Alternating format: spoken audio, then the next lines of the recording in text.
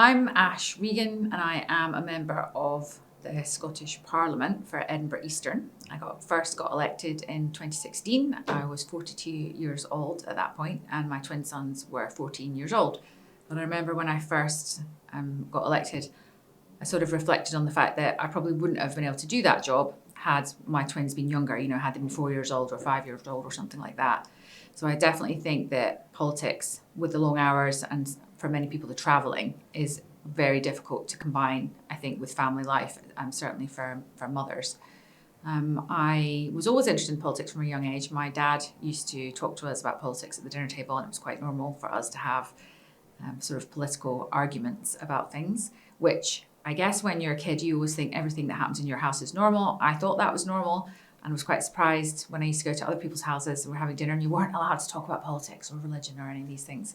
So I did a politics degree at university, but then when I graduated and moved to London, which most people did at that point, I didn't really know anyone in politics. So I didn't have that sort of person that could introduce me to someone and maybe get me a job as a researcher or something, which is quite a normal route into politics at that age.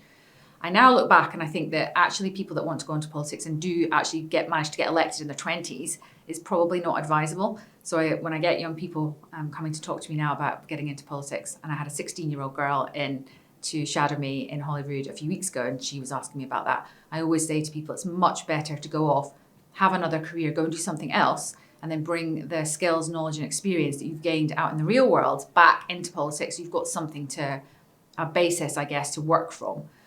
I probably came into the public eye the most when I resigned my position as a junior government minister. So I was a junior justice minister in the Scottish government and I had been for about 4.5 years when I refused to vote for the Gender Recognition Reform Bill, which I thought would have a negative impact on the privacy, the dignity and the safety of women and girls.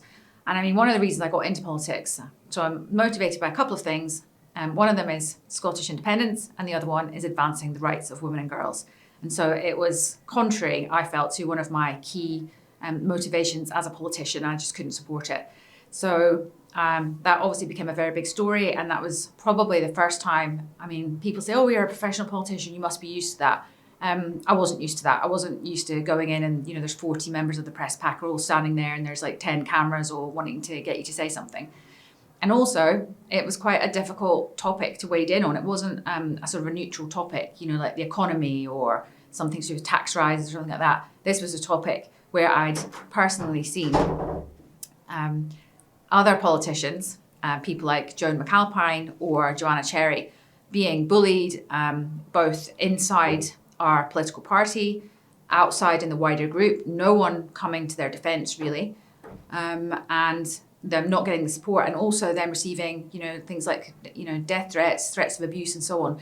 So it wasn't really a neutral topic to wade into. So it was quite daunting. And obviously you worry about what sort of effect that will have on the people around you, on yourself and possibly into the future. But I thought it was important. I did it anyway.